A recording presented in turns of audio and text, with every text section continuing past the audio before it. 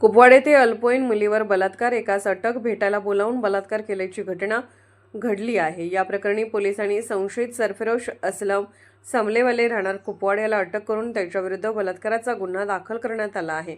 पीडित मुलगी ही 14 वर्षांची असून ती आपल्या कुटुंबियांसह कुपवाड शहरात राहते। संशयित समलेवाले हा कुपवाडमधील एका कापड दुकानात काम करतो। त्या दुकानदाराचा व पीडित मुलीच्या पालकाचा एकमेकांशी परिचय आहे। त्यामुळे पीडित मुलगी व आरोपीची ओळख झाली। या ओळखीचा फायदा घेत आरोपीने मुलीला एका शाळेजवळ बोलावून घेतले व लॉजवर घेऊन गेला व बलात्कार केला। अशाच प्रकार वारंवार घडला असल्याचे मुलीच्या आईने फिर्यादीत म्हटले आहे। गुन्हा दाखल होताच सांगली शहर पोलिसांनी त्यास अटक करण्यात आली।